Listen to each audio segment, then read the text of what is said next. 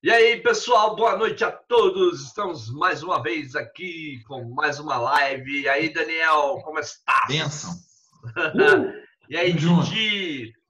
Beleza, galera? Bom demais. Bom, a gente vai conversar um pouco sobre essa relativização, né?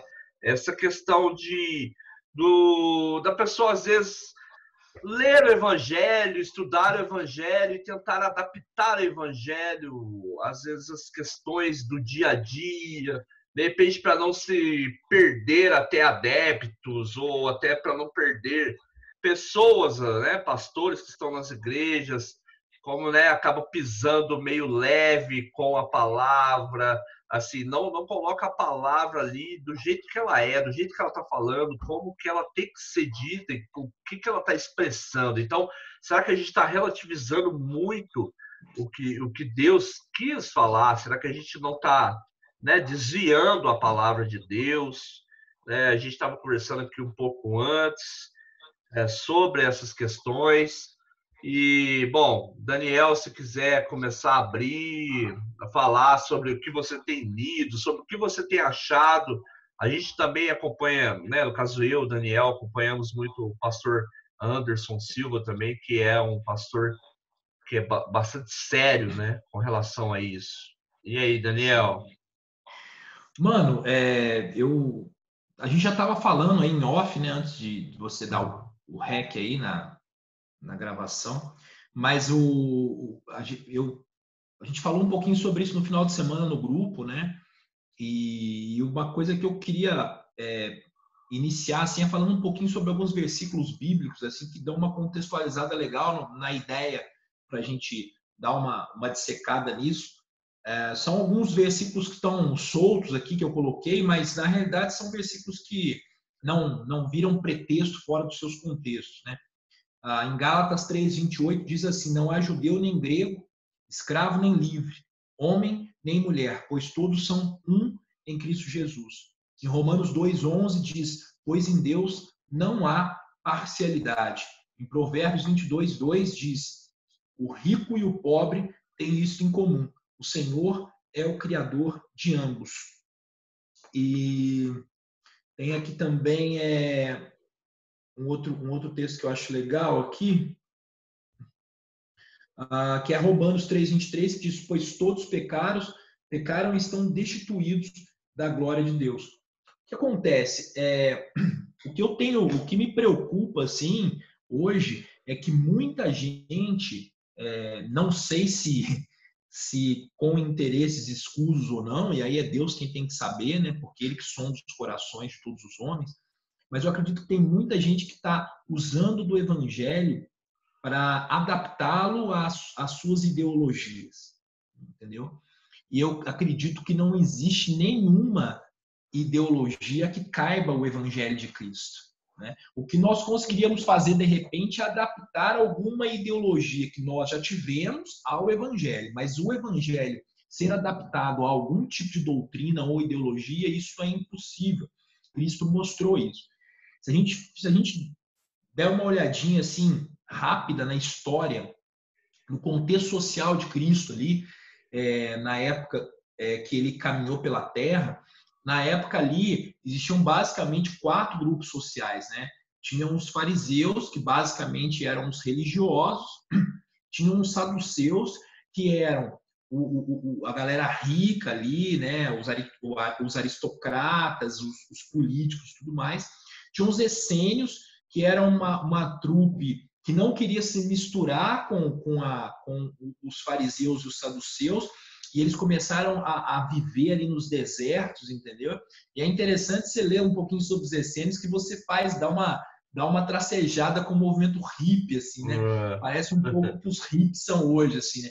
Uma coisa meio separatista, até para lidar com questões como dinheiro, poder, economia e tudo mais. E tinham os zelotes. Os zelotes, o próprio nome diz, né? Zelotes vem de zelo. Então, eram homens que tinham muito zelo para com a palavra e era um zelo que trazia uma radicalidade muito grande para eles. Então, o que eles faziam? Eles acreditavam numa luta armada. Eles acreditavam que o Messias viria como um grande vingador, né? Como um grande homem de guerra para trazer a Israel, né, toda a redenção ali, de todo momento de opressão, primeiro lá pelo Egito, depois pela Babilônia, depois pelos persas, depois pelo Império Romano. E o que é mais chocante em tudo isso é que quando a gente busca contextos históricos de Jesus, é impressionante como ele é rechaçado por todos esses grupos. Ele não se enquadra em nenhum dos grupos. Mas por que Jesus não se enquadra em nenhum dos grupos? Porque o que Jesus veio, e ele mesmo diz na sua palavra, é promover algo que não está aqui nesse momento. Ele veio promover um reino que é um reino por vir, né? Ele mesmo diz que o reino dele não é o reino desse mundo.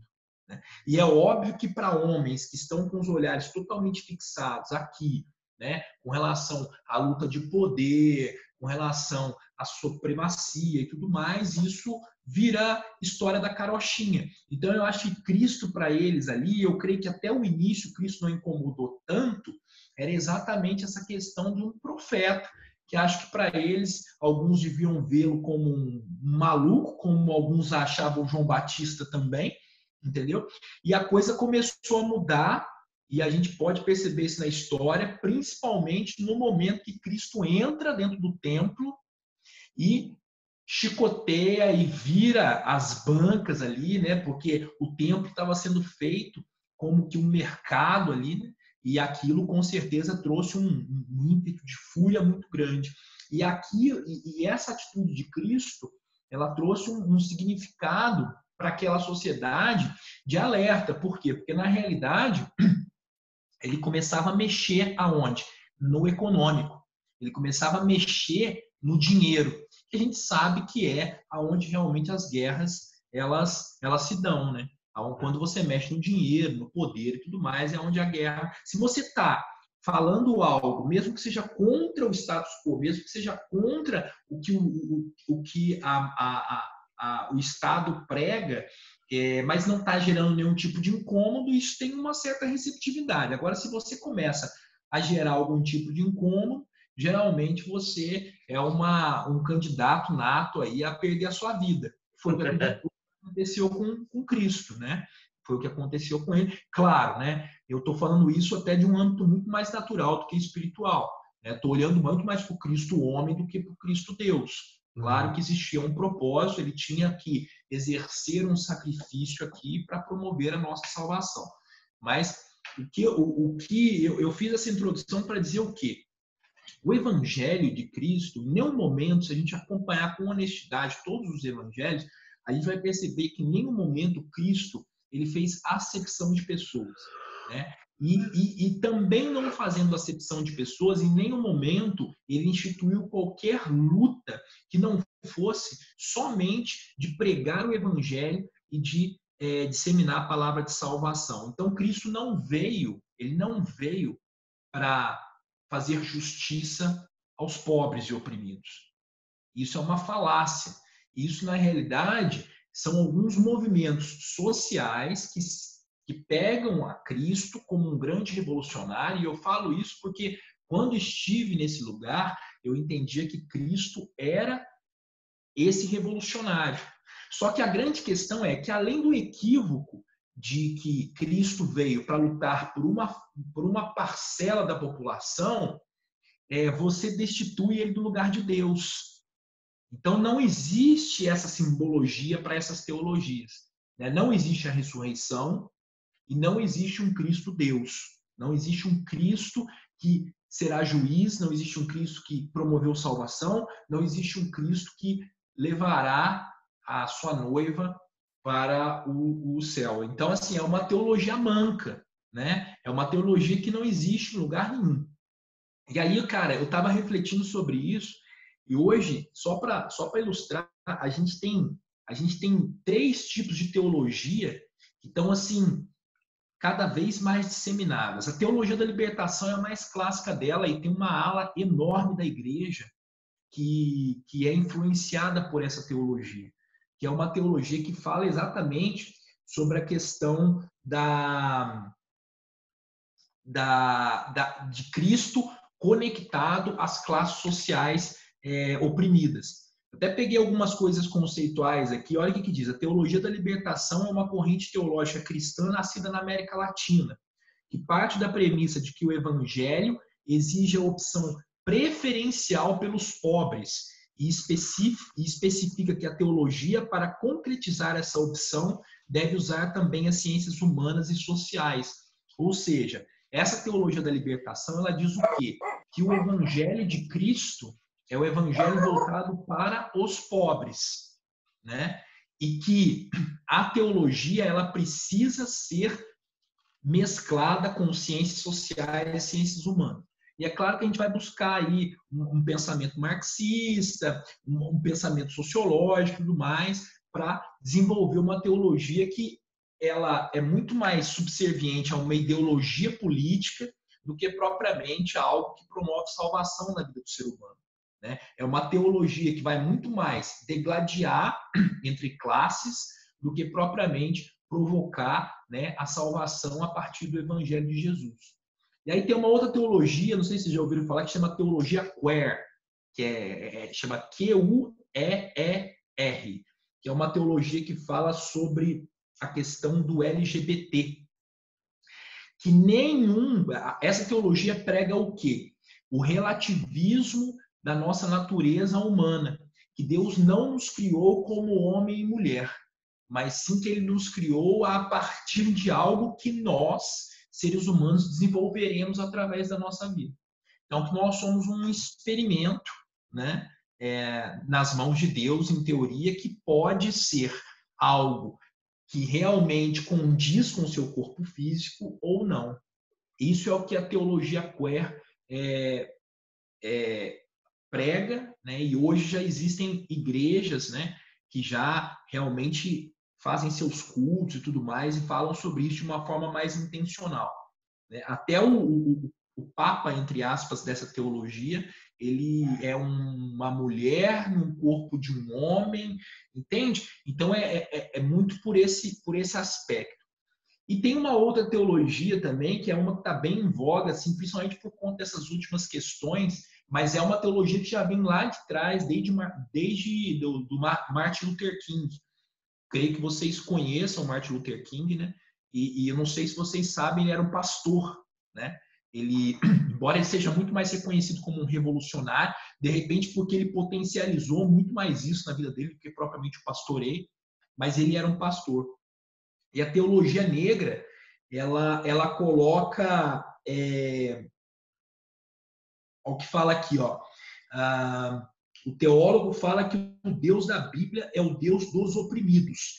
Ele assume que os oprimidos dessa terra é o povo negro. Se tem alguém que se identifica com a morte de Cristo, esse alguém é o povo negro.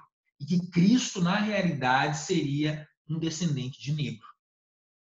Então, vocês entendem a miscelânea, a pagelança? E assim, gente, é com muita tranquilidade que eu falo isso, porque assim, de repente, se um negro, um gay, um pobre ouvir eu falando isso, pode ser que eles tenham um olhar ferido e entendam que eu estou aqui sendo preconceituoso com relação a essas raças. Não, eu não estou sendo. A gente está falando sobre evangelho, né? E a gente precisa entender que o evangelho é para todos os povos. Primeiro para os judeus, depois para os gentios. Entende? Então, assim, todos nós temos a possibilidade de sermos inseridos num lugar de salvação.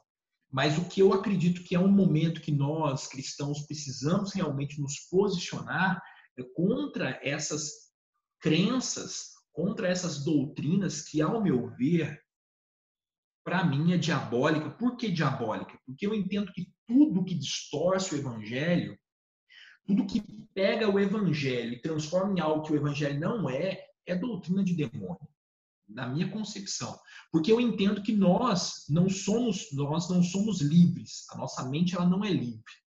Ela é instruída ou para o bem, a partir de Cristo, ou para o mal, a partir do pecado, da depravação, enfim, de Satanás, enfim, das influências que existem.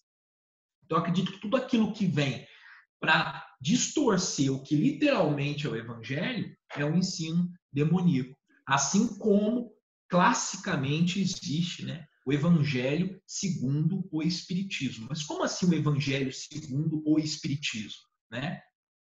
Se o evangelho é uma cosmovisão, se o evangelho é apenas um, né? Então, o que a gente está vivendo, em suma? O evangelho segundo o espiritismo, o evangelho segundo o LGBT, o evangelho segundo a comunidade negra, o evangelho segundo os punks, o evangelho segundo os hippies. E nessa, o que está acontecendo? O evangelho está sendo transformado em algo que ele não é. E a gente precisa entender algo que é o mais fundamental em tudo isso, até para finalizar. Que o poder de Deus reside no evangelho. Então, o poder que gera a salvação é aquele que vem do evangelho genuíno. Isso é dito em Romanos. Então, se o evangelho que está sendo pregado não é o evangelho genuíno, eu posso afirmar a vocês que a probabilidade de um evangelho desse promover salvação em pessoas é nula. Porque se nós cremos na Bíblia e a Bíblia fala que o poder de Deus se manifesta no evangelho, precisa ser o evangelho genuíno. Então, eu acho que nós, mesmo que nós, infelizmente, tenhamos enfrentamentos com pessoas que não compreendam isso, nós precisamos de num lugar de amor, num lugar de resiliência, num lugar de mansidão, sermos taxativos em pregar o evangelho, que é o evangelho do Senhor Jesus Cristo, que é a Bíblia como ela é, sem distorções, sem notas de rodapé, né, sem coisas que vêm aí para distorcer, que eu acho que está gerando muito mais perdição do que salvação. É complicado porque o que acontece? Eu acho que assim, você falar que você lê a palavra e você vê que é difícil, às vezes, segui-la, é uma coisa, né? Mas você pegar e falar assim, já que eu não consigo, eu vou tentar mudar ela, aí fica complicado, né? Que seria isso que estaria acontecendo, né? Já que a pessoa, às vezes, não consegue mudar, ou não consegue ter uma mudança interior, não consegue seguir o que Cristo pregava, o que Paulo, né, tudo mais falava, a pessoa acaba falando, não, então não é assim. Eu acho que tem que ver também a sociedade nossa está cada vez mais corrompida, eu acho que em todas as áreas. As crianças estão sendo criadas muito mimadas também. Até eu fiquei meio de cara com o pastor o Anderson Silva mesmo, falando que o filho dele, ele falou lá que o filho dele às vezes passa 4 horas jogando videogame. Eu falei, cara, mas como assim que ele deixa o filho dele jogar 4 horas de videogame? Entendeu? Tem que ser igual o Júlio. O Júlio não deixa o filho dele nem pegar no celular, velho. Entendeu? Então, isso pode ser também que a gente tá vindo do que a gente tem feito, cara? Do que a gente semeou? Porque a gente olha a questão. Uma vez eu vi um videozinho muito interessante de um cara falando sobre essa educação. Os nossos pais, eles acordavam cedo, ralavam, passavam perrengue e tudo mais, e eles mesmos falaram assim, eu vou dar tudo para o meu filho para que ele não tenha que passar por isso. Mas aí depois a gente foi vendo que essa visão de não querer deixar passar por isso os nossos filhos fizeram com que perdesse essencialmente o caráter dessas crianças. Entendeu? Então, essa questão da gente querer poupar os filhos, eu não tenho filho, né? Mas assim, pessoas que fizeram não querer que os filhos passassem pelos perrengues, fizeram com que se criasse uma sociedade, uma nova geração que tudo é difícil, tudo é sofrimento, tudo ai, ai, ai, entendeu? Então, para pegar um evangelho e tomar uma gastada, o nego pega e fala, não, isso aqui não. Por quê? Porque foi criando ursinhos carinhosos, entendeu? Então, isso é complicado também. Então, muito da culpa disso também se dá a criação, né, que foi feita. Então, como reverter isso, né? Como trazer isso de volta? Como trazer o caráter? Como trazer a responsabilidade, a sinceridade, a verdade do evangelho aos tempos atuais, sendo que a moçada está sendo criada e cada vez mais pode correr o risco de, cara, assim, ficar mais ainda deturpado e mais ainda frágil, entendeu?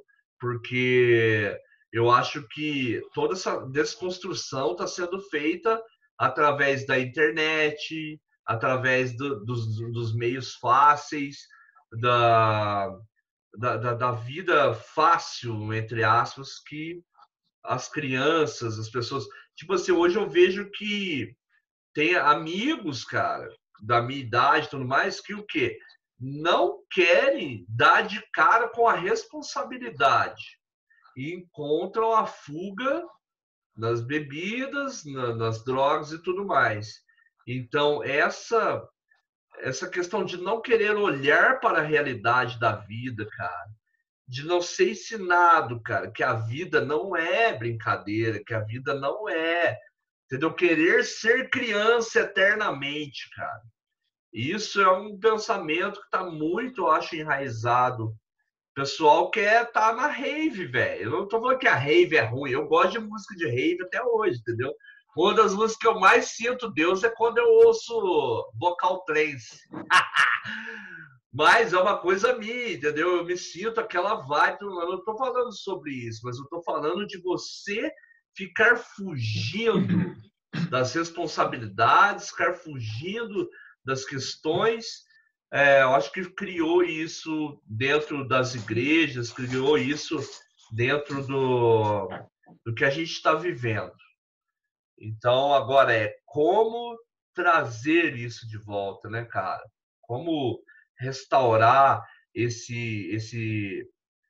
essa verdade da palavra, cara, e assim trazer, porque se a gente for ver tudo que Jesus falou, tudo que Jesus pregou, cara, é muito bom para nós, cara. É muito perfeito para nós. Porque, tipo assim, se você seguir o que ele fala, cara, a tua vida vai ser perfeita. Se a gente seguisse o evangelho mesmo, cara, meu, eu fico às vezes de cara com os outros assim, mas você lê a Bíblia, pelo amor de Deus, cabeça que é essa? Galera fica, velho, você é inteligente, velho, como é que você mudou pra isso aí? Cara, se eu for pegar lá lá de Salomão, lá que é Provérbios, né? Meu, que riqueza que tem aquilo. Aquilo ali é o nego que tá dando cabeçada na vida. Se ele lê aquilo lá, cara, meu Deus, como que você. Tá, se você seguir, entendeu? Então, é muita perfeição, cara. É muita perfeição que há nas palavras, cara. O problema é isso, cara. A gente não quer crescer, cara. Essa é a realidade. Eu acho que. Ô, Hernani, até antes de te falar, só fazer um parênteses rapidinho, assim, é porque eu vi que você contextualizou muito dentro da questão do ímpio mesmo, né? Dentro da questão daquele que não conhece a palavra de Deus. E até, como você tem citado muito o Anderson, aí eu acho que você tem, nesses últimos tempos, ouvido bastante, ele tem uma fala que é muito, muito legal, né? De quem é morto, a gente não pode pedir vida. Né? Sim. Agora, o que a gente pode exigir é de quem se proclama ser vivo, né? Então, esse contexto, eu até gostaria que o Titi, na hora que entrasse, falasse um pouco sobre isso também. Esse contexto que eu introduzi é muito no ambiente cristão. Então pior ainda, né, cara? Qual é o evangelho que tem sido propagado para os cristãos? Qual é o evangelho que o cristão tem acreditado que é o evangelho? Porque esses movimentos, eles vão dentro das igrejas, né? Exatamente. Eles vão muito além de ser um relativismo do cabra. O Daniel ele não consegue lidar com a pornografia, então ele finge que a pornografia não existe. tudo bem, ok, é um relativismo, mas esse relativismo é um relativismo com finalidade específica. É um movimento que quer relativizar por interesses próprios, entendeu? Certo. Porque o cara faz, se o cara colocar na tua cabeça que Cristo só veio pelos pobres, automaticamente ele faz você odiar os ricos, concorda comigo? Aham, aham. Automaticamente ele institui uma luta de classe na tua cabeça. Eu Se acho ele que prega uma, um se ele pouco prega uma dessa palavra teologia, aí, ó, dessa palavra, dessa questão do povo que você está falando, eu acho que é porque tem momentos no Evangelho que a gente lê aqui no sermão mesmo do monte, a gente vê aquela coisa, bem-aventurados que choram por serão consolados, bem-aventurados os humildes, pois eles receberão a terra por herança. sim, Então, as pessoas vão pegando ali, os pobres em espírito. Viu a palavra pobre, já pensa no pobre. sim, sim, sim. Fala aí, Titi, Entendeu? fala aí, o que tu acha aí? É muito, muito assunto, né? A gente passeou em várias coisas. Talvez eu não fale tudo que a gente, não comente tudo que foi falado até agora. Esse último ponto, né, sobre relativizar a palavra, por exemplo, dentro do tem conhecidos meus cristãos, né, que dizem que a pornografia é tranquilo, né, que estão comigo em comunhão, mas que a pornografia é tranquilo para eles, que depois eles oram, pedem para que o Espírito Santo limpe a mente deles e tal, e que levam a vida assim numa boa.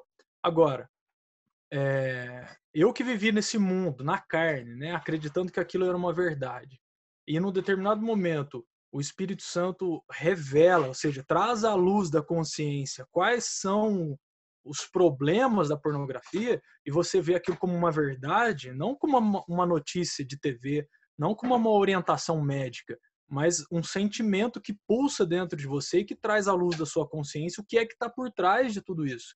E aí você enxerga aquilo e você fala, cara, isso não tem mais parte em mim. Mesmo que eu ceda isso, porque a carne continua latindo até o fim, né? Mesmo que eu ceda isso, eu tenho no meu coração que aquilo é uma transgressão que não é bacana, que aquilo não é legal, e mesmo que eu faça, eu não vou sentir mais prazer naquilo, né? Diferente como é com essas pessoas, de fato, né?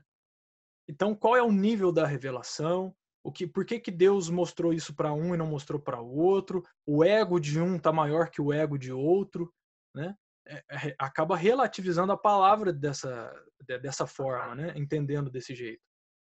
Até que haja um quebrantamento mesmo, para que a pessoa consiga enxergar a plenitude, né? O que é que está por trás da pornografia, a masturbação em decorrência da pornografia e etc, né? E aí vem num outro ponto também que foi falado, a questão que eu lembrei de Jó, na verdade, que o caráter ele é moldado através do sofrimento, né? Então, você pega o pobre, ou você pega o negro, ou você pega a classe LGBT e tal. São pessoas que acabam sofrendo de alguma forma e que tentam trazer o evangelho para eles, né? Mas isso acontece com todo ser humano. Você não pode fazer essa acepção de pessoas, né? Porque o pobre sofre, o negro sofre e o LGBT sofre, sendo que toda a humanidade sofre. E o caráter, ele é formado no sofrimento, independente de quem você seja. Você pode ser milionário e estar depressivo, prestes ao suicídio, né? E você pode ser pobre e estar feliz da vida, contente, porque você tem uma revelação do Espírito, né? Então, eu lembro muito do lembrei do livro de Jó quando foi mencionado isso. Eu não creio que Jó tenha sido um homem, tá? Eu não creio que o livro de Jó, tendo a crer, né, que o livro de Jó seja de um homem específico. Eu tendo a crer que o livro de Jó foi escrito por um sábio, por um homem reto diante de Deus, que sabiamente descreveu a humanidade através de um homem chamado Jó. Entendem? Tudo aquilo acontece com todo ser humano. Nas mais várias, nos mais vários setores de vida do ser humano. Então, Jó era um homem que possuía tudo. Ele era o homem mais rico do mundo, tinha uma família extremamente abençoada, né? Tinha bens e tudo mais, só que conhecia Deus de ouvir falar. E mesmo assim ele era temente. Né? Até que vem toda a questão de Satanás, etc., e toca em tudo que é material nele, inclusive no corpo, só que não toca na vida. E depois que ele sofre, que ele passa pelo sofrimento, aí a gente pode dizer que o caráter dele é formado. E aí ele não conhece Deus de ouvir falar, mas de ver Deus.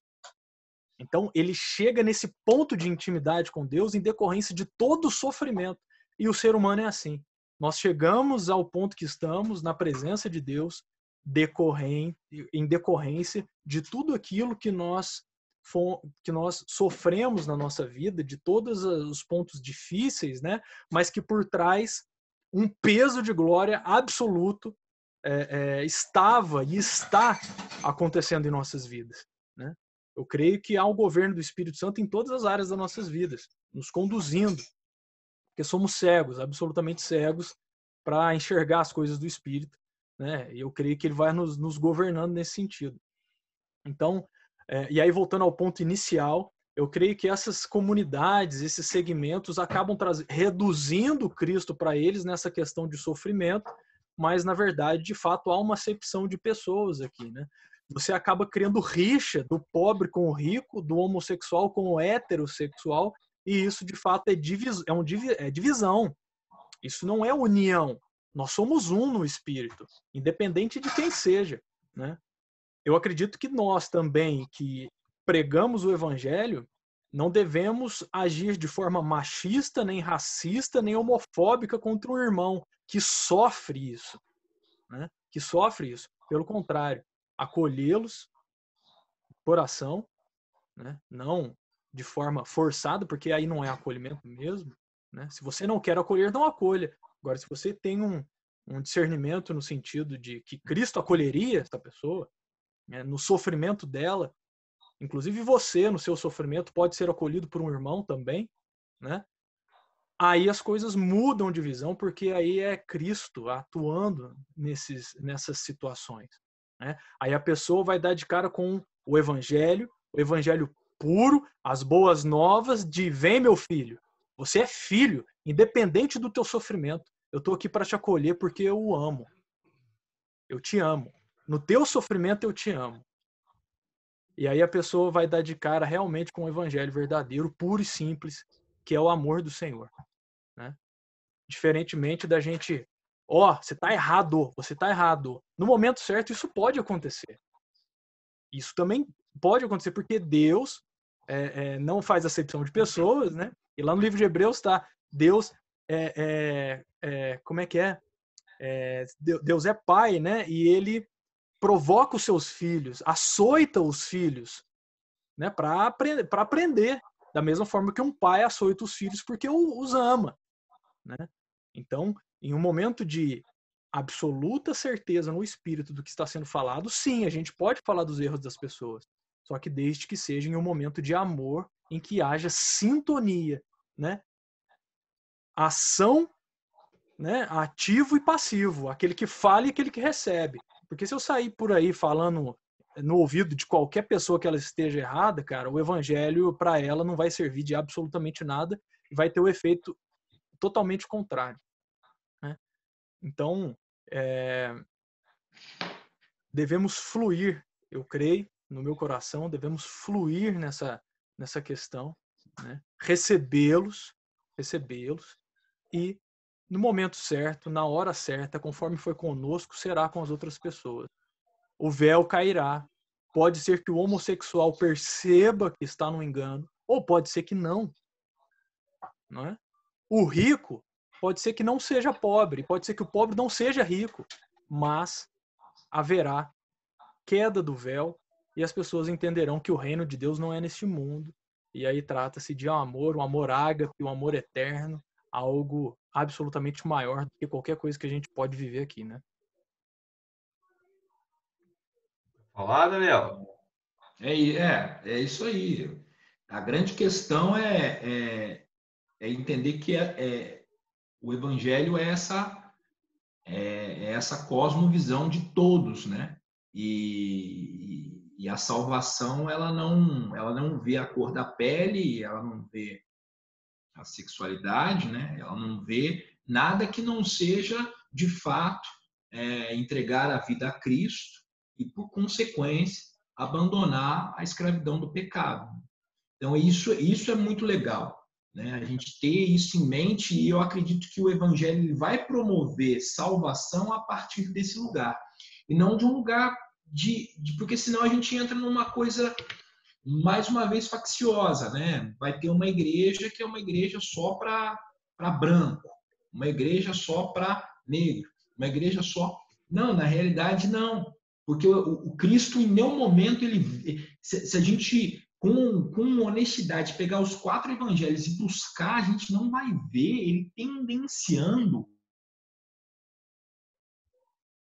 de etnia, nenhum tipo de classe social. Muito pelo contrário. Uma coisa que é muito falada acerca de Cristo é que Cristo era pobre. Mas Cristo não pode ser pobre.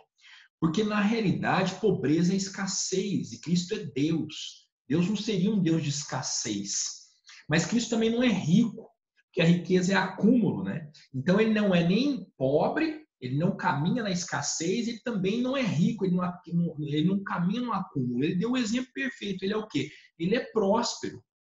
É aquilo que a gente estava falando antes, Fernando, até da gente começar a gravação. Né? É uma mentalidade, lidar com o dinheiro, que é algo que faz parte da nossa sociedade, inclusive fazia parte da sociedade de Jesus. Tem que existir realmente uma transformação na nossa mente, para que nós consigamos lidar de uma forma onde nós não caminhemos para sempre na escassez. A escassez, ela pode acontecer, mas todo o ambiente tem que ser transitório na nossa vida. E uma coisa que eu e o Hernandes estávamos falando até, Titi, antes de você entrar, é que é inconcebível nós entendermos que nós somos filhos de Jesus, o Cristo, e ele vai nos subjugar a uma vida de fome, para sempre, de privações, entendeu? A gente pode passar por tribulações. Eu creio que todo mundo aqui já passou por um deserto, entendeu? Eu não tenho dúvidas disso. Titi falou uma coisa que é muito oportuna. Nós crescemos no sofrimento, né? É no sofrimento que nós crescemos. Mas o que é fato é que Cristo vem nos moldando, nos transformando para que a gente transicione, para que a gente saia desse lugar de escassez, de sofrimento, de deserto e comece a galgar, né, passos aí rumo à Terra Prometida, né? Até fazendo uma alusão lá ao Antigo Testamento, entendeu? Então, que Jesus era esse pobre que tinha um tesoureiro. Que Jesus é esse pobre que no momento que foi cobrado o tributo, ele colocou a moeda na boca do peixe e falou para o discípulo dele lá, ó, pega a moeda e paga o tributo. O discípulo olhou e falou, e ele ainda virou e falou assim, quem que está estampado nessa moeda? Mas eu vou pagar o tributo? Quem que está estampado nessa moeda aí? César. Então, dai a César o que é de César. Ou seja, ele ainda ensinou que a gente tem que ser comprometido com as responsabilidades que nós temos perante nosso Estado, de direito, de governo e tudo mais. Cristo não foi um rebelde. A galera tenta incutir isso em Jesus Cristo. Não, Cristo foi um rebelde. Quando ele se rebelou contra o sistema? Em nenhum momento ele se rebelou contra o sistema.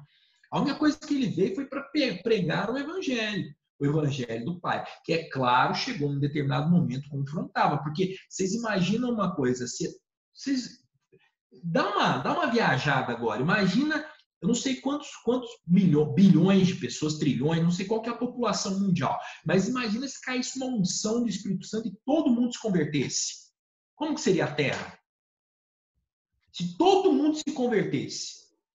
Entende? Então, é claro que a conversão automaticamente ela bate frente com o sistema, mas não por uma luta aqui, ó, nesse plano. Não, eu vou lutar com você porque o meu partido. Não, é porque a sua mudança ela é desafiadora para um sistema pecaminoso e caído que é onde nós vivemos.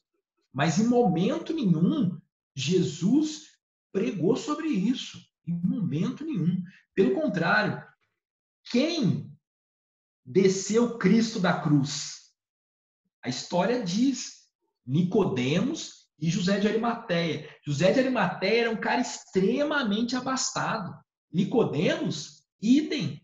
Esses caras amavam Jesus.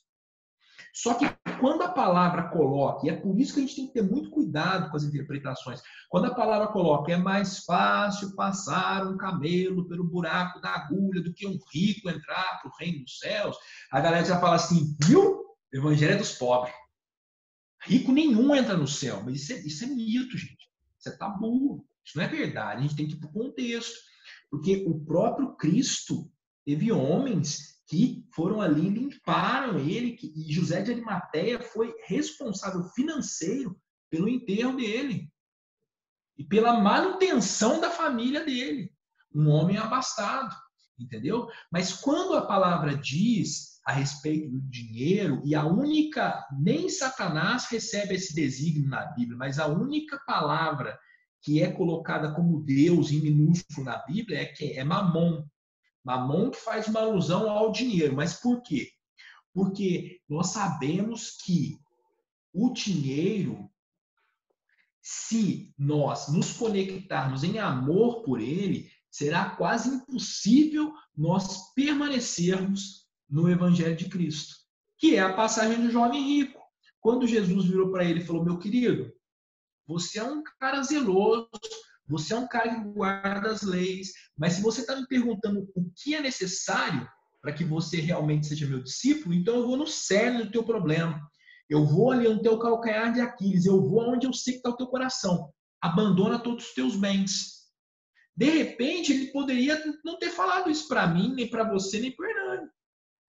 De repente, ele, mesmo nós três aqui, tendo uma condição financeira abastada, razoável, próspera, de repente Cristo viraria para nós e falaria outra coisa. Por quê? Porque o intuito de Jesus é que ele seja supremacia nos nossos corações, que não exista uma idolatria. E como diz a palavra de Timóteo, que o Hernani colocou quando nós estávamos falando também antes de começar a gravação, a palavra não diz assim que o problema é o dinheiro. A palavra diz, o amor ao dinheiro é a raiz de todos os males. Entende? Então a gente precisa quebrar isso, porque senão a gente vai continuar, além de gerar uma religião facciosa, aonde vai começar a ter lutas, né? Não, entre ricos e pobres, igual a gente falou, brancos e negros, gays e héteros e tudo mais. O que é mais trágico na minha concepção é que a gente vai gerar uma mentalidade legalista ao fato de você ser, de repente, um pobre. Eu não sei se alguém já ouviu isso, mas eu já ouvi irmãos dizerem que ser pobre é seguir o exemplo de Cristo. E isso faz com que a gente paralise a nossa caminhada, gente. Isso faz com que muitas vezes nós nos acovardemos até as responsabilidades que nós temos para com a nossa família. Porque nós temos uma mentalidade tão distorcida de quem é o Cristo, que nós falamos assim, não, eu vou viver aqui à margem, porque Cristo foi esse. Cristo foi um cara que estava ali jogado na sarjeta. Não, Cristo era Deus. E você quer acabar com qualquer tipo de conversa religiosa, é você falar essa frase. Ah, mas Jesus Cristo foi quem? Foi um guru? Não. Cara, Jesus Cristo era Deus. Jesus Cristo é Deus. Cara, se não for um ambiente eminentemente cristão, acabou a conversa. Todo mundo sai magoado, chateado. Por quê? Porque esse é o grande escândalo de Cristo. Um homem que veio, que nasceu numa manjedoura, mesmo sendo Deus, mas um homem que caminhava e trocava tanto com fariseus endinheirados, como José de Arimateia, Nicodemos, quanto com a samaritana, quanto com a mulher que estava sendo apedrejada. Quer dizer, ele pregava para todo aquele que tinha um coração. E é isso que a gente precisa pregar como verdade do Evangelho. O Evangelho nada mais é do que isso. É uma verdade absoluta que vem para aqueles que têm um coração disposto para ser confrontado, porque o Evangelho confronta, o Evangelho não amacia mesmo, ele bate, ele vai falar para você que você está fazendo bobagem mesmo, entendeu? Porque eu gostava mesmo da pornografia, eu gostava mesmo de queimar meu baseado, eu gostava mesmo de beber, eu gostava mesmo de ficar de sacanagem, entendeu? E Cristo veio trabalhando isso em mim. Foi a duras penas. A gente também não pode isentar a dor que existe no Evangelho. Porque a própria palavra diz em Isaías que Cristo foi um homem de dores. Não fala que Cristo foi um homem de sorriso. Não fala que Cristo foi um homem de gozo. Não. Cristo, o homem de dores, gente.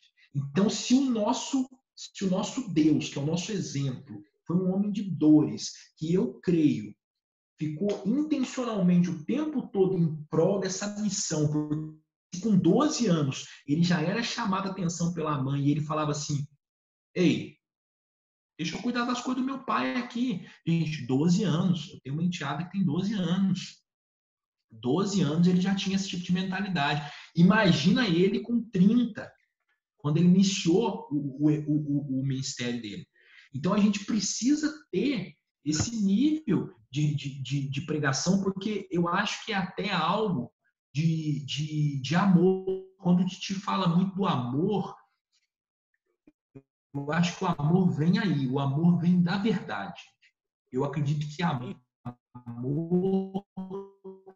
é da verdade, sabe? Porque às vezes eu pego assim de uma das minhas filhas, assim, a Bela é mais velha, tem 16 anos e já é adolescente, né? E às vezes eu pego no pé assim, falo umas coisas assim tal, e às vezes eu, naquele momento assim, que eu acho que é até um movimento até meio satânico, sabe? Para tirar a gente do propósito, eu fico meio assim, será que eu peguei muito pesado? Será que eu falei o quê? E não é nada pesado na violência, não, sabe? É pesado aqui, na fala mesmo, né? Uma fala dura, mas de orientação.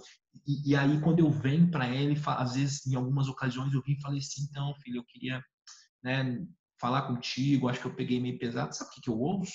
Não, não, Dani, eu sou muito grata pelas tuas palavras, porque são as tuas palavras que me orientam, que me situam. Eu prefiro ouvir palavras como as tuas que me orientam do que palavras que, de repente, só me amaciariam, mas que estariam me conduzindo ao inferno. Eu já ouvi isso, cara.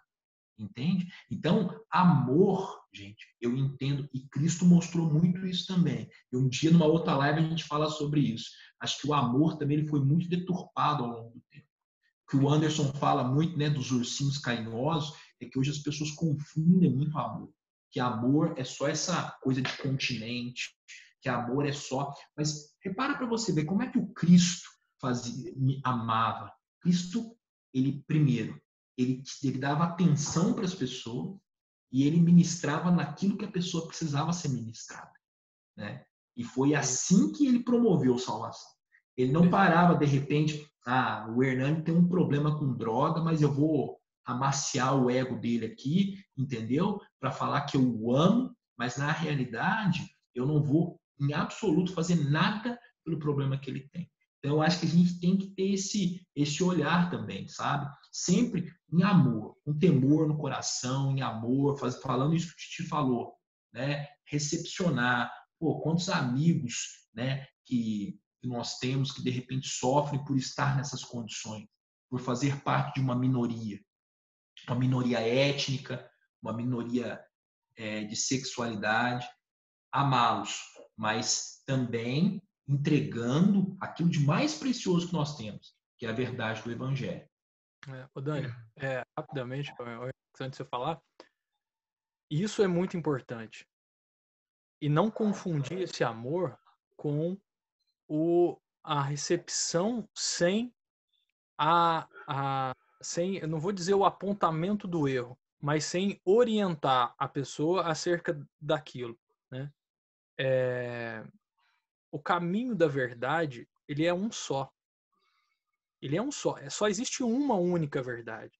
E naquele momento, quem vai nos direcionar dentro daquele caminho de verdade é o espírito de sabedoria.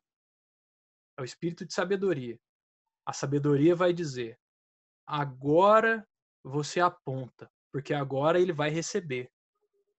Ou agora recebe com amor essa pessoa, porque o que ele precisa agora é o teu a exposição de amor. Daqui a pouco, calma, que daqui a pouco nós vamos tratar a ferida, né? Então, tem que ser pela sabedoria de Deus, porque se não for pela sabedoria de Deus em nós, aí nós corremos o risco de ser exatamente o machista, o racista, o homofóbico, né?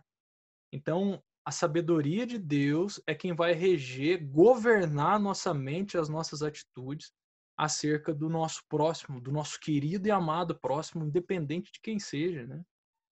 E só fazendo um adendo na questão do dinheiro, é muito interessante quando você percebe que o teu coração já não está mais nele. Um dia esteve, né?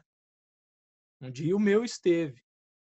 E quando você percebe, após uma experiência com Deus arrebatadora que todos nós tivemos, cada um dentro do seu nível de sofrimento, né? Porque nós não sofremos aquilo que nós não vamos aguentar, a gente sofre aquilo que a gente aguenta, né? Quando você tem essa experiência com Deus e que você vê a nítida divisão entre matéria e espírito, claramente o dinheiro ele passa a ser algo secundário. Ele já não é mais o teu foco, porque ele nunca e jamais te deu uma experiência como a que o espírito já te deu, cara.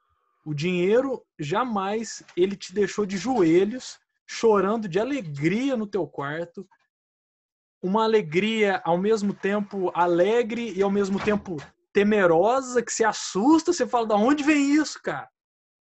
Né? O dinheiro ele nunca vai proporcionar isso. Mas por quê? Porque ele é mau? Não, porque simplesmente ele não tem vida. Ele só alimenta o ego, né? Mas ele não tem vida. A gente não pode depositar o nosso amor em algo que não tem vida, que pode ser rasgado. Você consegue pegar uma nota e rasgar. Ali você não Ô, consegue. Titi, é porque simplesmente ele é dinheiro, né? É, Assim como isso aqui é celular, isso aqui é carregador, aquilo ali é panela, ele é dinheiro, né? Tem a função dele, né? exatamente, ele tem a função dele. E exatamente, cada material ele tem a sua função e você jamais vai poder encontrar vida nesse material. Não existe vida ali. Aí Jesus lá em Lucas 12 vem dizer assim: não vos preocupeis com o que haveis de comer, beber ou vestir, né? Preocupe-se em buscar o reino, em alcançar o reino de Deus. E Paulo define o reino de Deus como paz, justiça e alegria no Espírito. No Espírito. Sim. Deus, lá no Antigo Testamento, eu não me lembro referência no Novo, mas no Antigo Testamento ele diz assim: colocarei o meu espírito no seu mais íntimo, e sob ele andareis. Então, o Espírito de Deus está no nosso mais íntimo, no mais íntimo. É lá que nós encontramos paz, justiça e alegria. Não são nas coisas externas, na matéria. E aí, quando você percebe isso como uma revelação, não como uma imposição teológica, porque aí não é verdade, né? Aí a teoria não é prática, aí não dá muito certo. Você sabe a teoria, mas não sabe a prática. Não adianta. E aí, quando você experimenta isso na prática, a sua vida ela pode até prosperar, materialmente falando, né? Nada, não que seja um absurdo, você vai ficar milionário, mas ela até pode prosperar financeiramente, porque você está a um degrau mais sábio do que você era antes. E aí você sabe exatamente no espírito, na sabedoria do espírito, o que você pode fazer com aquele dinheiro, né? Você pode sustentar o seu lar, você pode dividir com os irmãos as suas coisas. Ó, eu tenho R$10, meu irmão tá 100, eu vou ficar com 5, ele vai ficar com 5, né? Então, aí com sabedoria você aprende a lidar com as coisas. E aí eu puxo o assunto um pouquinho mais para o natural, e é a questão das igrejas hoje. O que as igrejas hoje estão levando para cima do, entre aspas, púlpito, né? parece mais um palco de coaching, muitas vezes, a sua mentalidade. Você pode, você foca que você vai alcançar. Isso é muito, eu entendo como um pouco perigoso, mas creio que o Espírito Santo salva, num outro sentido, ele retira essas pessoas dali, porque no púlpito você está tendo uma expressão de Satanás. Um cara que se forma em coaching de pessoas, né? Que ao invés de falar assim, você sofre, mas você sofre sendo formado à imagem de Cristo, né? Seja feliz nos seus sofrimentos e fiel a Deus, porque as coisas estão acontecendo na sua vida. Não. Você pode ser muito próspero na sua vida. Então a sua mentalidade vai que você consegue, vai que você conquista, vai que você pode. Você é o Satanás. Então a gente entra nessa onda do eu posso, eu quero. E quando a gente percebe, nós esquecemos, cara, da simplicidade, da humildade do espírito, estamos desejosos da matéria. Aí a gente volta no início aqui, o que é a matéria? Matéria não tem vida, percebe? Então você está desejoso de morte, né? Então há uma pauta, há um contexto por trás dessas pessoas que estão no púlpito, né, no altar, no palco show, disseminando essa ideologia ou essas ideias, PNL, coaching, a prosperidade, né? Sem você ter sabedoria no espírito para reger riqueza. E aí você entender que o que Salomão fala na sabedoria, né? É o cara mais sábio e o cara mais rico que existiu. Tipo assim, o cara tinha muita riqueza, né? E o cara sabe. E o que ele fala, cara? E essa frase é arrebatadora. Ele diz assim: tudo abaixo do sol é vaidade. Olha isso que profundo. O cara mais rico, sábio e poderoso da época diz que tudo abaixo do sol é vaidade. Então olha ao seu redor, cara. Olha ao seu redor. É vaidade. E aí, a sabedoria do Espírito vai fazer você reger todas essas coisas conforme a vontade de Deus. Né? Não vai lhe faltar nada. Será dado a nós o que é necessário, né? Seja milionário ou não, mas viveremos buscando o reino acima de tudo.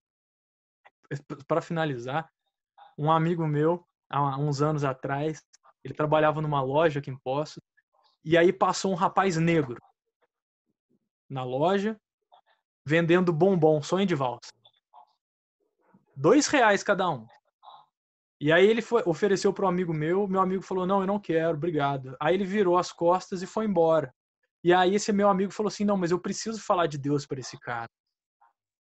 E aí meu amigo foi atrás do cara, chamou o cara e falou assim, olha só, você conhece Deus? Aí o rapaz disse assim, o Espírito Santo mora dentro de mim. Aí o meu amigo pegou e falou assim, não, então você conhece a palavra de Deus. Ele falou assim, o Espírito Santo mora dentro de mim. Aí o meu amigo falou assim, qual que é seu nome? Aí ele falou assim, Pedro, mas pode me chamar de João. Cara, e ali ele foi, aí a cabeça dele explodiu, assim, ó, pau! Ele, com quem que eu tô falando, né? Aí o cara olhou no rosto dele e falou assim, ó, o seu sonho é fazer medicina. E você vai fazer medicina. E você vai cuidar de crianças. O cara virou as costas e tchum, vazou. Ele nunca mais viu esse cara. Hoje ele está formando em medicina, numa universidade federal. Preto, pobre, dizia que era templo do Espírito, que o nome dele era Pedro, mas poderia ser chamado de João, cara. E profetizou na vida do cara ainda. Cara, as coisas de Deus são inimagináveis. Sim. Né? E aí eu resumo tudo isso em buscar o reino de Deus acima de tudo, que todas as coisas serão acrescentadas, seja pobre, seja rico, seja o que for. né, a sabedoria do Espírito é quem vai nos reger de forma maravilhosa, né? Amém! Ei, maravilha! É isso aí, eu acho que, bom, não sei se vocês querem continuar e tudo mais, mas eu acho que explanou muito bem. Mas assim, a gente acabou não indo muito pelo lado, depois que o Daniel falou, até pela questão da igreja, o que está acontecendo, né? Realmente tudo que o Titi falou também, talvez o que o Titi falou é o que realmente está faltando dentro das igrejas, né? E a gente tem visto muito uma coisa que até o pastor, né, o Anderson, fala muito. Eu acho que o que está acontecendo das igrejas não estarem realmente falando o que a palavra diz é o medo, talvez, de perder os fiéis e perder o que esses fiéis trazem também e acabam passando a mão na cabeça da galera e um pouco mudando o que o evangelho fala, né? Se a gente fosse entrar a fundo, o que a gente tem muito visto é que nem o Titi mesmo falou, a igreja está virando um negócio meio de coach, né? Em vez de a gente pregar a palavra e falar.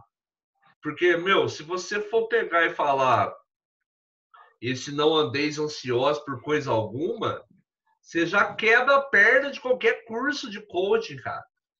Você já quebra a perna de qualquer coisa de ficar até do segredo, de ficar querendo. Eu assisti o Segredo, lembra do Segredo?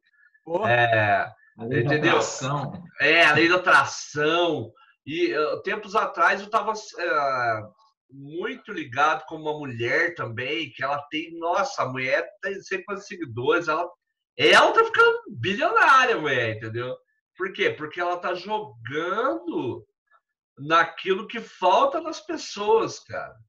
Que é crer na palavra. Então ela tá ganhando todo mundo. Mas quem tá ficando rico, na verdade, é ela, entendeu? Ela fez da escassez dela uma lábia que conseguiu atingir aquilo que os outros não estavam conseguindo ter. Então, da pobreza dela, ela fez a riqueza. Porque ela entendeu que as pessoas são atraídas pela falta de fé que elas têm. Entendeu? A falta de fé faz elas comprar esses cursos, fazer elas se envolverem nessas coisas, fazer elas entrar em quantos seminários, quantas, que nem carnaval mesmo, você quer ir para uma igreja e ver culto do carnaval, você compra o primeiro lote, 150, o segundo, nossa, está esgotando, R$500, você fica louco, velho, para ir lá, eu falei, cara, eu tô indo na igreja, pagando R$500 pra entrar na igreja. Tá brincando. Imagina se fosse aquela mulher lá que tinha aquelas moedinhas lá, que foi levar no altar lá. Deixa eu entrar na igreja, R$500 se eu trago. Só tem isso aqui, cara. Nós estamos privando os outros de ouvirem a palavra, cobrando absurdo, cara. Ai, velho. Muito louco. Você conhece o Daniel Mastral? Conheço. Daniel Mastral historicamente, diz que ele era um ex-satanista, né? E ele fala, esses dias minha esposa estava assistindo um vídeo dele, né? E ele falava sobre essa máfia gospel, né? Uhum. E ele falava sobre um percentual de 5% apenas de igrejas que realmente pregam a palavra do Senhor Jesus hoje na Terra, né? Então, assim, a gente começou e é legal o que você falou, né? Porque a gente falou sobre o mesmo assunto, mas a gente explorou âmbitos diferentes aqui na conversa, acho, né? Embora estivesse todos entrelaçados. Mas uma coisa que me pegou esses dias foi exatamente isso, né? Até não olhando para aqueles que não estão alicerçados na palavra, mas olhando para aqueles que entregaram suas vidas e de repente estão cheios de fome e de sede por N questões, né? querendo realmente experimentar um Cristo que vai transformar suas vidas, mas que se deparam com esses lobos devoradores que pregam essas teologias, que são teologias que não existem, né? Que a gente precisa realmente ter esse olhar criterioso, assim, né? Quando a gente se deparar com essas questões, e eu acho que a gente até tem que realmente se posicionar. Eu acho que, sabe, Jesus entrando no templo e virando as mesas dos cambistas, eu acho que é mais ou menos isso. Eu acho que quando é o zelo pela palavra, eu posso até não brigar por conta do time de futebol, brigar por causa do presidente da República, se eu gosto ou não gosto dele, brigar pela posição X ou Y, mas eu acho que pelas coisas do Pai, eu acho que a gente tem que ter um zelo, e acho que às vezes o zelo passa por esse lugar, da gente se deparar com teologias demoníacas que pregam um Jesus que não existe, que vão levar uma infinidade de pessoas para a perdição, e que a gente tem, de repente, a possibilidade de compartilhar algo que seja verdadeiro, né? Eu creio que, eu não tenho dúvidas, aliás, o evangelho que nós temos discutido aqui é o evangelho de Cristo, o evangelho verdadeiro, é com muito temor, nada desse espírito de total orgulho, soberba, vaidade. Eu não tenho dúvidas que quem rege a nossa vida aqui é o Senhor Jesus. Então, a partir disso, eu creio também que ele deposita algo em nós que nós precisamos nos posicionar perante tantos devoradores aí que vem destruindo a vida das pessoas. Ô Dani, só para dar uma sequência nisso, até é um pouco, eu tô pensando sobre isso, mas eu vejo que isso é um pouco pesado, né? Mas é uma realidade. Mas isso é uma realidade. Um colega que esteve há muitos anos na frente da igreja, eu não vou dizer se é católico ou evangélica, muito tempo na frente da igreja, ele me disse que o dízimo que era recolhido, inclusive a palavra que era pregada, era determinada por sociedade secreta. Atrás do púlpito ficavam membros da sociedade e eles é quem recebiam o dízimo e eles é quem determinavam as palavras. Então, a gente pode, eu ouvi diretamente dele, é um homem que sabia o que estava acontecendo, né? Tanto é que hoje ele já não participa mais. Esse tipo, isso aqui em Poços. Agora imagina, no contexto mundial, né? Como que tá isso aí? O Daniel Mastral talvez tenha razão quando ele diz que 5% só levam o evangelho, as boas novas, né? E aí você consegue entender por que muitas igrejas, eu creio que seja por isso, por que muitas igrejas estão deturpando as boas novas, né? Dando aval para a carne. Né? Dando aval para a carne. Porque o que está por trás são aqueles que querem somente o domínio e o poder desta terra, né? E para ter domínio e poder, eles precisam dominar a sua mente. E como que dominam a sua mente? Através da fé, através das suas emoções, né? Então eles conseguem te dominar. Obviamente, se a gente vai numa igreja LGBT, dificilmente nós vamos entender o que está acontecendo ali. Porque a circuncisão é no coração, já não é mais no prepúcio, né? Não é mais na carne, agora é no coração. Então você rompe no espírito a divisão entre espírito e carne, entre espírito e matéria, né? Ao passo que lá dentro desse templo, entre aspas, né, é pregado o quê? O aval da carne. Então não há uma circuncisão de coração. Então a gente vai entrar num lugar deste e nós vamos ficar escandalizados com o que está sendo pregado, né? Mas que tenhamos em mente que o que provavelmente está acontecendo é que atrás daquele púlpito existem pessoas poderosas, maléficas, que estão determinando o que deve ser pregado naquele lugar. Obviamente vai abraçar uma classe LGBT. Óbvio que vai abraçar. Porque lá vai haver um acúmulo de pessoas nessa onda, né?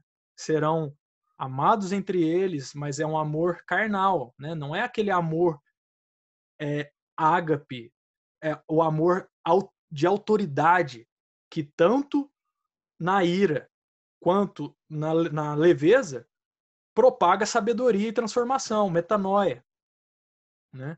Lembra quando você fala para sua enteada, ó, a pancada é seca, e você pede desculpa, ela fala, não, eu recebo a pancada seca, porque é nisso que eu serei, que eu enxergo a realidade, né? Então, lá eles não vão ter a pancada seca, lá eles vão ter o abraço carnal entre eles, e ali pode ter promiscuidade, ali eles podem se relacionar com o pastor, com a pastora, o pastor é casado com um homem, a pastora é casada com mulher, e é o homem no corpo de mulher que na verdade gosta de homem, entende? É uma aberração, cara, que a nossa cabeça não entende. Mas na cabeça deles, a um determinado ponto, dos fiéis, né? Eu não digo, talvez até do pastor ou da pastora, né? Eles até andam nessa confusão.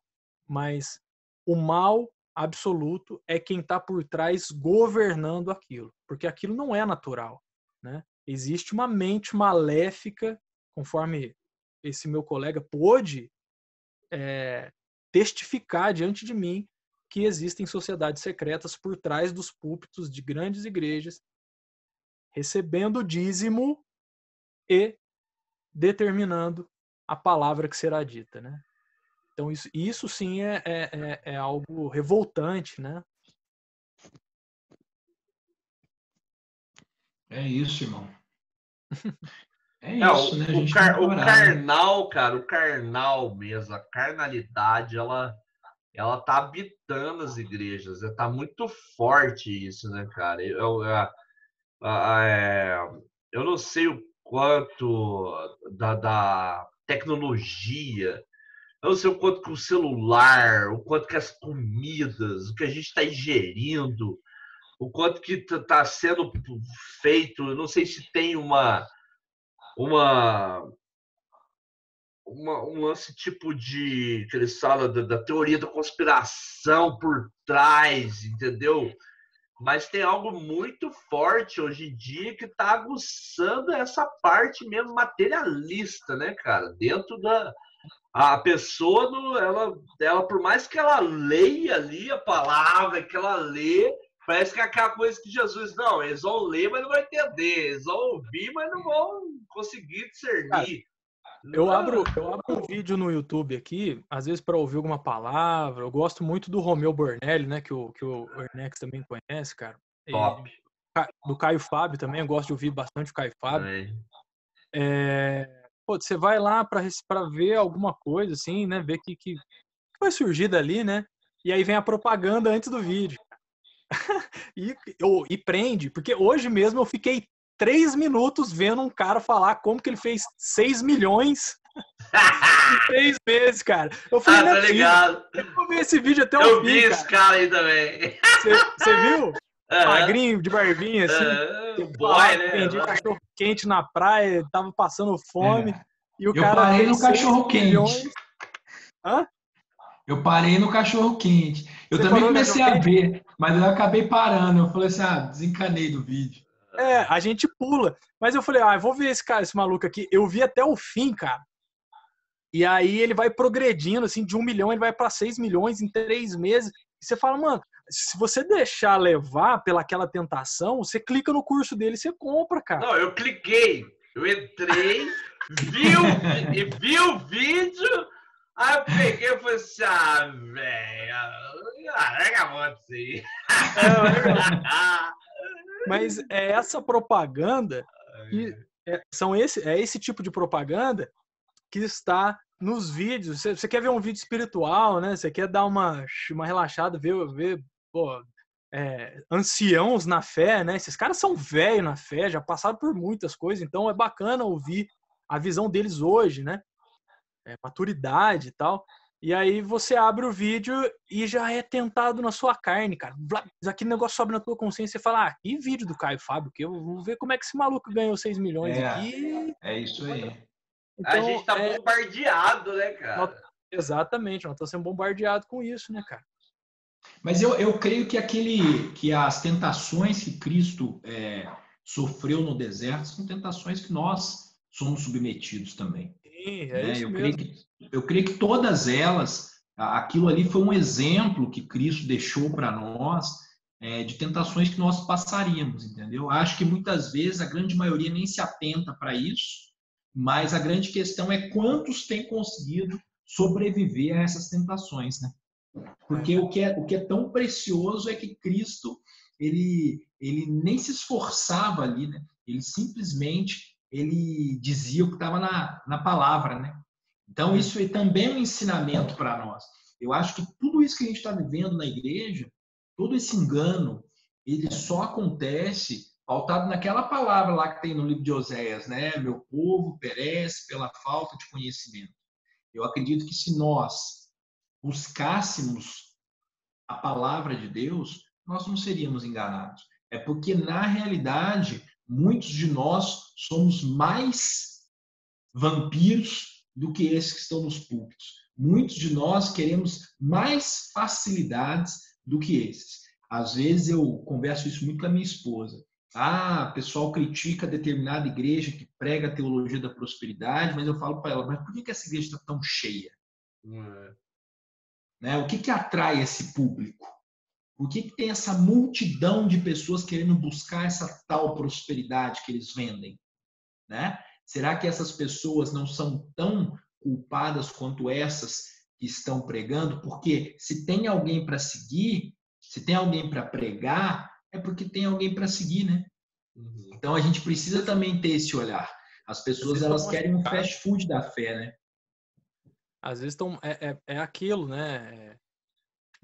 A prosperidade no espírito, talvez uma pessoa ainda não tenha tido essa profundidade de revelação, chame como quiser, mas às vezes um desespero emocional, né? Um desespero financeiro, né? Faz com que essas pessoas tenham um contato com essas igrejas, né? E lá ela vai encontrar com um pastor que certamente, dentro daquela visão, fez curso de hipnose, né? Ele sabe neurolinguística e tal, programação, né? A PNL, programação neurolinguística, e ele sabe como conduzir aquilo até que aquela pessoa seja tomada por uma emoção, juntamente com luzes e banda no fundo, né? Que é a música mexendo com o emocional e tal. E aí ela se doe por completo, né? Para aquela instituição. E ali vai casa, vai carro, vai herança, vai as economias, né? Vai tudo, né? Nossa, tem um vídeo, cara, só para exemplificar, tem um vídeo do Daciolo, que, cara, aquilo foi fenomenal. Eu não sei se eu tô falando de um vídeo que vocês já têm conhecido. Da oferta, do dízimo da oferta, que ele fala para dar para doar, né? Você tá ligado desse vídeo, né? Eu já vi. Cara, ele chega nos Gideões, que é uma igreja. Nos Gideões. Salvo engano, no encontro de carnaval ou no encontro de 7 dias de encontro, sim. E aqueles caras tudo de terno e gravata, papapá, porque agora nós estamos aqui com o candidato à presidência da República, o Cabo Daciolo, e todo mundo, aquela coisa toda e tal. E o Daciolo vem rodopiando daquele jeitão pentecostal, né? E fala, Deus está falando. O dízimo e ofertas de hoje é só hoje. De 7 dias é só hoje. Aquela igreja lotada, velho. Lotada. Dos dízimos e ofertas de hoje, é só hoje. Vocês vão dividir com todo o povo que tá lá embaixo. Nossa, os Gideões caem um para cada lado. Caiu um para cada lado, velho. Capaz. Foi, velho. Procura no YouTube que você vai ver. E aí eles dão uma desculpa. Aí o Daciolo fala assim, né? E tal, e aí, o que vocês vão responder? Aí eles respondem, né? Com toda malemolência, né? Contornando, não, porque nós já temos o setor social que cuida do povo, da igreja. E ele saiu pela tangente. A hora que o Daciolo virou as costas, eles meteram o pau no Daciolo, cara. Cara, pra você que eu gosto do Daciolo, viu, cara? Eu também gosto dele, cara. Ele fala as verdades. Daciolo é meio profeta, irmão. Ele é meio profeta. Ele é mesmo. Um dia ele vai ser. Ah, é igual o Enéas, assim. Vai falar, ó, eu falei. Mas Ai, você vê que interessante isso, né? Como é que a igreja não está preparada para. Claro, a gente não tem como entender se Deus falou com o Daciolo ou não falou, né? Isso é uma questão dele para com Deus. Mas você vê como que a igreja não está preparada para lidar com uma perda é, material dessa, entendeu? Exato. Ela não está preparada para lidar com isso, entende? cara. Porque o que o Hernani falou, a gente estava falando sobre isso também antes de entrar o vídeo. O dinheiro que você ganha em nome de Jesus, você tem que estar disposto a gastar em nome de Jesus, É, Sim. entendeu? é. Se aquele dinheiro de uma noite de Gideões lotada, que rendeu de repente, sei lá, 200 mil reais entre dízimos e ofertas, e de repente existe uma causa ali que pode ser abençoada através disso, o cristão tem que estar disposto a abrir mão, irmão. Ele Eu tem que estar também acho. disposto e dar glória a Deus ainda. Falar, meu Deus, milagre, E apareceu a rodopiar causa. junto com o Daciolo ali, ó. Rodopiar! Jogando Mano, dinheiro pro mas, povo. É o Silvio Santos. Toma, galera. mas você lembra que a gente falou da riqueza? A riqueza é o quê? É o acúmulo, É. entendeu? Ele é Então, o que que apego, acontece? né?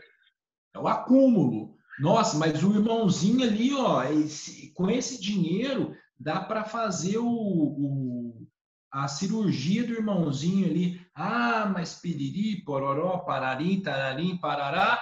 Falou-se, não falou-se nada e não aconteceu. Uma coisa que eu achei interessante no Disuscope, eu acho que do ano passado, na conferência, ao vivo eles fizeram isso. Tinha um casal, eu acho que eles são americanos, mas eles estão no Brasil e eles fazem um trabalho lá no Recife, com menores, né, com pessoas da rua, enfim, né? E eles precisavam de 600 mil reais, acho, para comprar uma casa, comprar um espaço. E eles estavam ali batalhando há tempos para juntar o dinheiro e tudo mais. E aí o dinheiro que eles arrecadaram no Disuscope foi o valor ali, bem próximo ali, né? Do dinheiro que eles precisavam para comprar a casa. E quando veio as cifras assim, né? No telão assim do valor, o Douglas declarou, e eles estavam lá na plateia, os dois, ele declarou que eles doariam todo o dinheiro para a instituição para que eles pudessem comprar a casa, né? Então, e isso me mostra um exercício de despreendimento muito grande, porque frente a, de repente, quase R$ 1 milhão, como que teu coração vai reagir? Será que você vai conseguir abençoar literalmente uma pessoa nesse nível? Né? É uma pergunta que às vezes a gente pode fazer até para nós mesmos, né? Com Porque nós certeza. sabemos que a missão não é fácil, né? A gente não Você está ganhou pedindo 1 milhão, muito. ganhou 1 milhão. Você falou assim, ó, vou dar 10% na igreja, dá 100 mil ali, ó. A galera falava assim: o dízimo de R$ 1.000 é fácil dar, mas e o É, dízimo de 1 milhão? cara. Aí você já Lascou, começa assim, irmão. não, eu acho que. Não, mas Não, 100 aquele mil é pastor muita ali, coisa. eu acho que ele não vai Não, usar dinheiro de certo, o que será que não. o pastor vai fazer? Larga a mão disso. É complicado, irmão. Não é fácil, Ai, não. ai, ai. Não é Não é fácil, fácil, não. não. Mas é isso, cara. Que bom. Bom, não sei se vocês querem finalizar, mas eu acho que foi uma live muito top, né? A gente conseguiu abranger tudo e ainda de uma maneira gostosa de se ouvir, de conversar, dando risada. É. Ai, ai, isso é muito bom. Alguém quer falar mais alguma coisa? Quer colocar aí em pauta aí? Ainda sinto pelos nossos irmãos que não têm desfrutado esse momento conosco, que tem sido muito, muito bacana, né? É. Esse recurso da tecnologia, né, nos aproximar nesse nível e gerar essa intimidade, né? Porque já é um ambiente de intimidade, né? Quando você flui, quando você ri junto, né? Quando de repente até você diverge junto, mas em amor, isso já expressa uma intimidade. Seria tão lindo se todos nós estivéssemos vivendo isso juntos, né? Seria muito, muito bacana. Amém, com certeza. Um Mas, detalhe, cara, que eu né? queria acrescentar aqui Fala Pode aí. falar, né? Depois eu falo. Não, eu falo assim, uma hora isso vai acontecer, em nome de Jesus. Amém. Eu comentei de um refrão que eu fiz numa música, né? É, O refrão é mais ou menos assim: quem sou eu? Quem sou eu dentre os viciados? Quem sou eu dentre os malfeitores? Quem sou eu dentre as prostitutas? Só sei que eu tenho fome de ti. amém. Nós três já experimentamos dessas 3 etapas, né, das nossas vidas, assim. E nós, de alguma forma, fomos resgatados, né? É. Se eventualmente existe alguém que vai ver esse vídeo, né, que por um acaso esteja vivendo uma dificuldade dessa, saiba que há um resgate de amor pleno, transformador, né, que te conduz de um nível para o outro, algo maravilhoso, que não é preconceituoso, né? É um acolhimento de fato. É um acolhimento de fato. Então nós 3, pelo menos nós 3 aqui, saímos desse contexto, né? E o meu desejo e talvez a minha oração é para que o Senhor nos dê um espírito de sabedoria, de mansidão e de paz para acolher aqueles viciados, malfeitores, prostitutos e prostitutas que vivem naquilo que um dia nós vivemos, na cegueira do espírito, né? Que nós possamos estar expandidos no Espírito de Deus para acolher com a plena sabedoria do Senhor, dentro de um único caminho verdadeiro, seja para exortar, seja para afagar, mas que seja pelo Espírito, né? Nos colocando na posição daquela pessoa, olhando para trás e vendo que nós fomos tirados daquele lugar. E que se a pessoa vive aquilo, ela está sofrendo tanto quanto nós sofremos. E qualquer dedo acusador vai ser pior, né? Talvez seja para encerrar o vídeo, se alguém quiser orar nesse sentido. E eu finalizo com essa exortação para nós, né?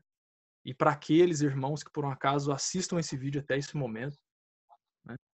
Que permitamos com que o amor do Espírito, a mansidão e a paz seja ela o norte da nossa vida, seja para agir de forma mais truculenta, mas que seja de amor e verdade, né? E que se for de forma pacífica e mansa, que seja no amor e na verdade do Espírito. Né? Amém, irmãos. Já orou, nem viu. Já orou? Eu só ia falar assim, em nome de Jesus, amém. Amém. Demorou, irmãos. Maravilha. Mais uma live aí. Muito Amém. obrigado a vocês por, né, estarmos juntos, colocando aí seus tempos à disposição do reino de Deus. Valeu e até a semana que vem, se Deus quiser. Maravilha. Amém, em nome de Jesus. Tamo junto, rapaziada. Semana abençoada para nós aí. Amém para todos. Valeu! Falou! Valeu! Falou!